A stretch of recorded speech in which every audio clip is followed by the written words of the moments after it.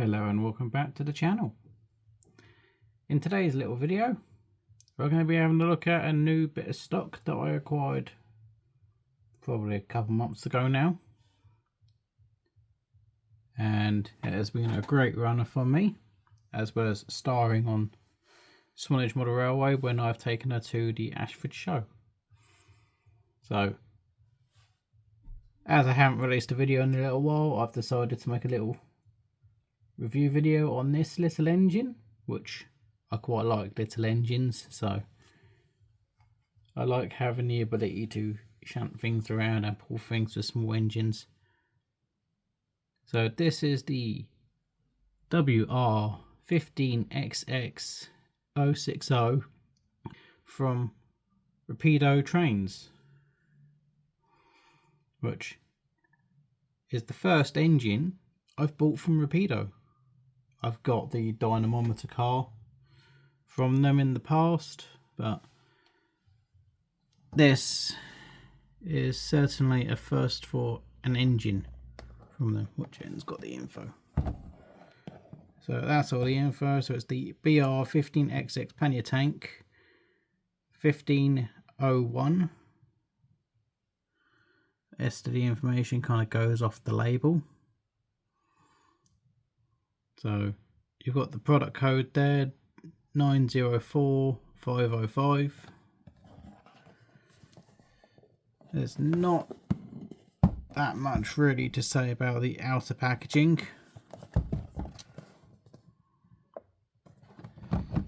Because all the good stuff is inside. Though I have to say, nice sturdy packaging. Do like to see them come in sturdy packaging.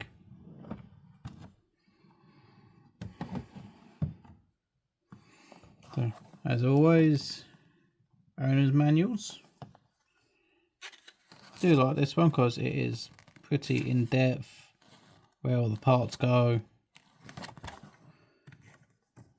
maintenance instructions. This one is DCC sound fitted out of the box, so you don't have to worry about fitting the decoder in this one. You got full function list there. I'll bring it up to the camera. Always nice to be provided a list of functions. You've got a breakdown of every part of the engine. Might actually need a magnifying glass to try and read that.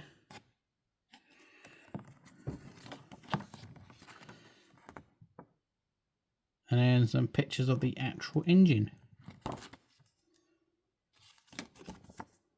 Quite a nice little booklet. Do like to see that. And oh, sorry, just knocked the camera tripod off the layout. We've got a little bit of foam, which I shall put at the front. Then the engine itself in the now quite common to see ice cube packaging.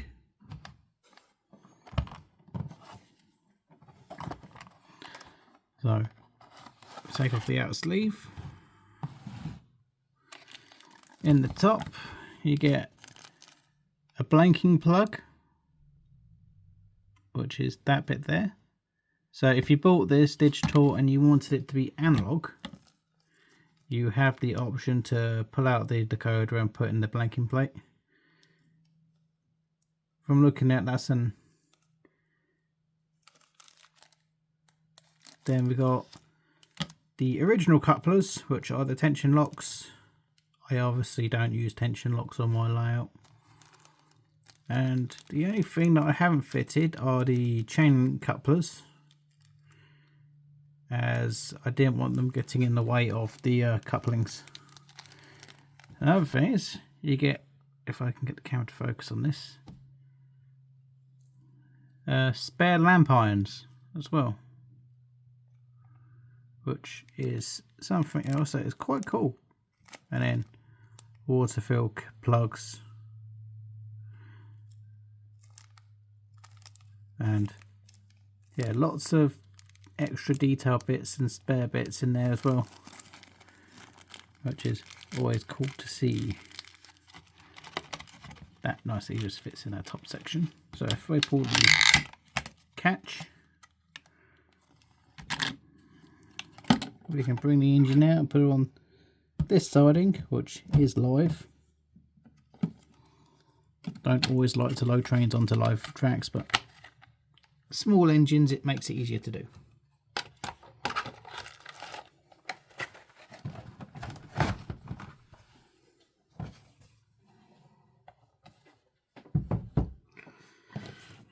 So let's get a look at the detail work on this. Now, a lot of the side stuff does move if you touch it, so you've got to be real careful where you hold the engine. Good chunk of weight to her as well, which is always cool to see for a small engine. So die cast by the feel of it on most parts. I've gone for this livery because it's as preserved. So these bits do come out, I believe, to reveal a way to open a hatch. I haven't really looked into that too much. I'm just trying not to hit the details on the engine. So we've got lots of pipe work underneath. We've obviously got all the cylinder work on the side as well, because this one doesn't have them in between the wheels, it has them on the externals with cylinder housings there. I've obviously put on the extra details like the shovels for putting the coal in, and fitted brake pipes. You've got the little hole there, which is for the chain link coupler, but obviously with an KD coupler up below it, it wouldn't fit in too well. I was only just able to get the pipes in down the side of the coupler.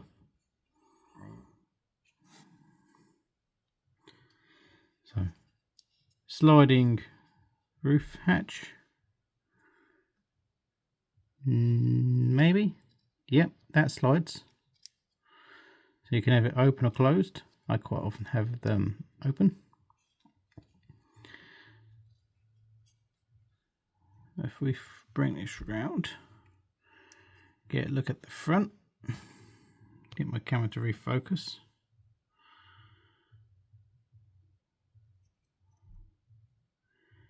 So as you can see, I've gone and fitted more of the pipe work on the front. Looks like that one might have moved. Yeah, that one moved. So that's been knocked by something whilst I've been using it. That one's on me. Got the little stairs on the corners. Very soft sprung buffers as well. I think these are the softest ones that I've had on a model. It takes no pressure at all just to push them in. So interesting if you're doing a shunting layout. So, pretty good looking model, I reckon. Very detailed. Very delicate as well, which is why I'm being extremely careful whilst I handle it. I always try to handle it by the sides rather than by the wheels and any of the gearing. So, as this is a sound fitted engine, we can move that over there, bring this over slightly.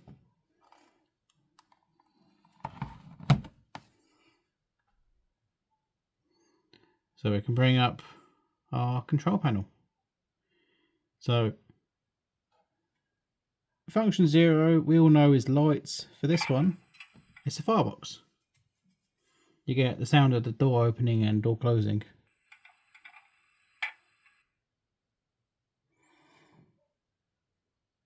So if I just open that,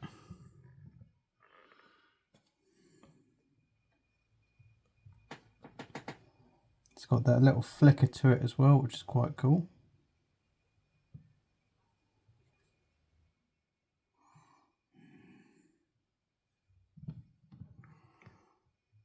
So if we're going to turn the sound on,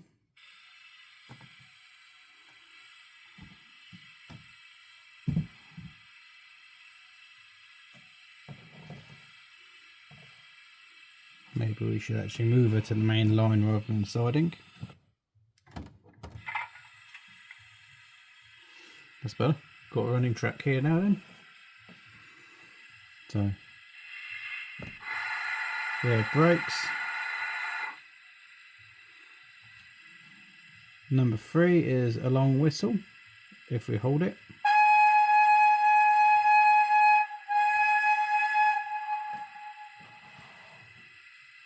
Then 4 is a short. Then 5 is the special whistle, which is again a hold.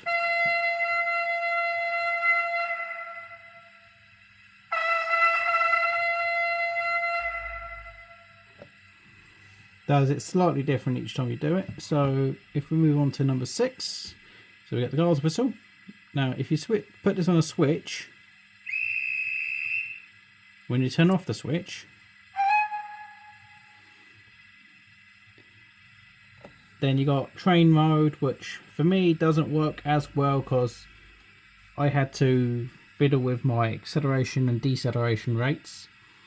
The engine took off too quickly and braked too sharply for my liking. And there's gonna be another CV setup for function 7, which is if you've got a heavier train attached to the engine. And I've not done that, so if I turn on train mode, we now run it backwards.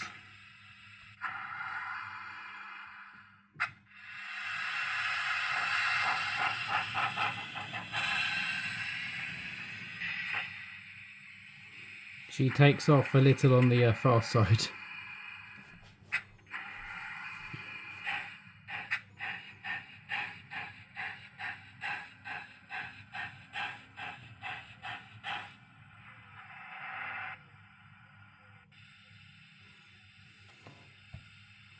So I don't tend to use train mode unless I need to get her out of there. So if we move on to number 8, which is coupling up and uncoupling, again toggleable.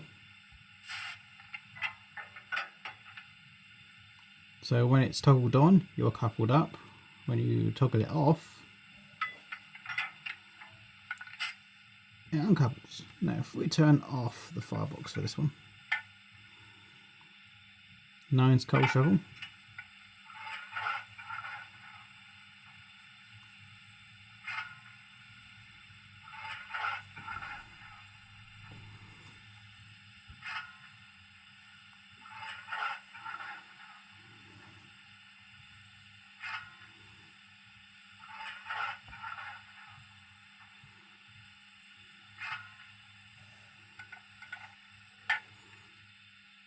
Then 10, we've got the injectors. 11, we've got the blowers.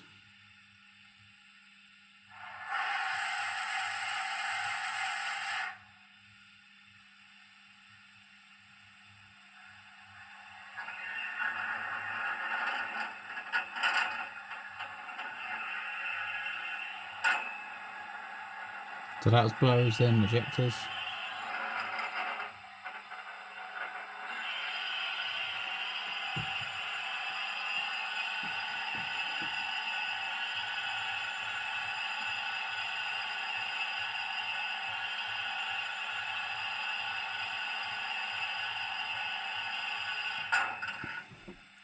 Then we've got safety valves.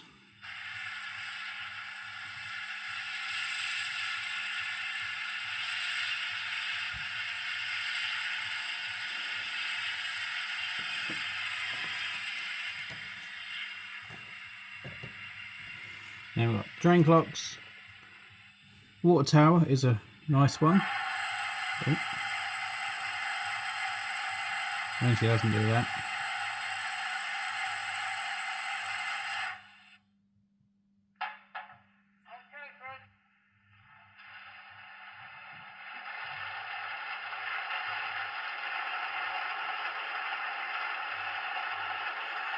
Again, this is a toggle function, so when you toggle it on, you get the OK thread, then they start filling up.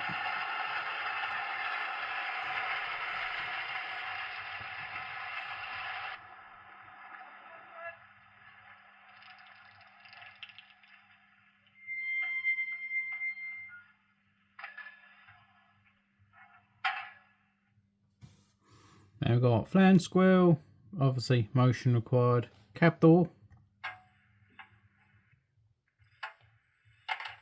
is a toggle, so on is open, close is shut. We've got gauge blowdown. Again, need master sound on for that.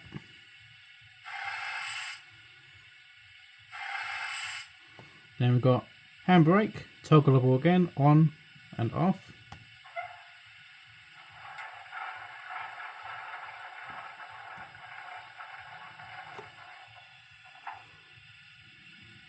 And then taking it off again.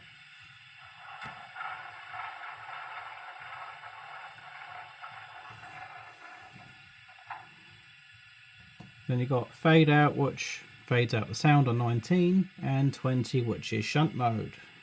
When shunt mode's on, as you can imagine, the engine will not accelerate too far. It keeps it nice and slow. So I've got a set of wagons back around the corner, and I'm going to go and send her off to those.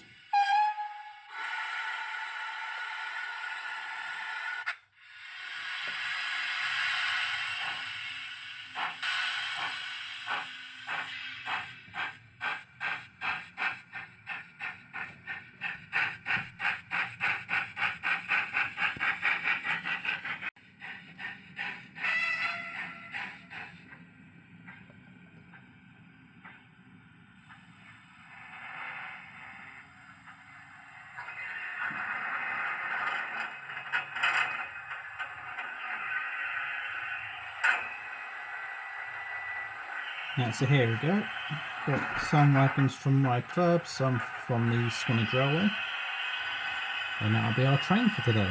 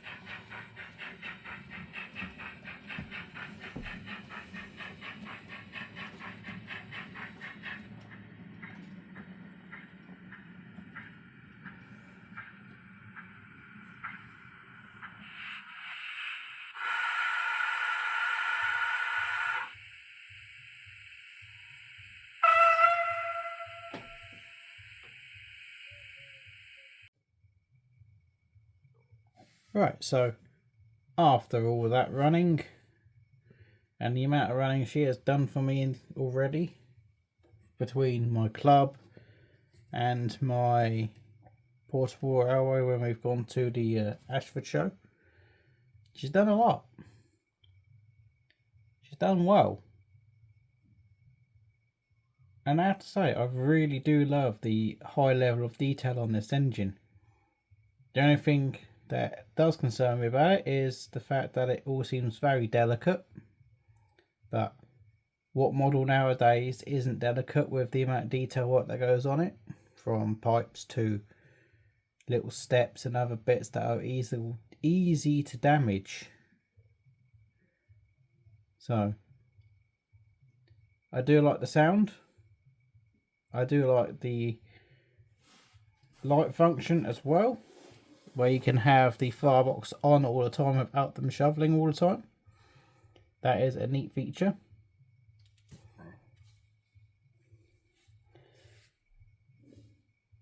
So, yeah, this is the second pannier that I now own. The other one's in GWR livery, so this one's in BR livery with a little Great Western flare with the bronze funnel top. So, as far as I can tell so far, it's a really good engine. Has done me very well. If there's a large enough dirt spot on your track, she will occasionally stall out, or occasionally stall out on points. Doesn't really have a stay alive on board. Maybe something I end up looking into. Maybe. But I've had no real issues. If she does stall out, just give her a little tap. She's not as unreliable as some of the smaller engines that I've got. She does get around the majority of stuff, and the top level is going to mostly have electrofrog points on it anyway, so that kind of becomes a not an issue. So yeah, I hope you enjoyed this video. Feel free to stay tuned for future videos, as currently in the process of linking up points on the layout, so soon we'll be onto the testing stage. But with that all being said, thank you for watching.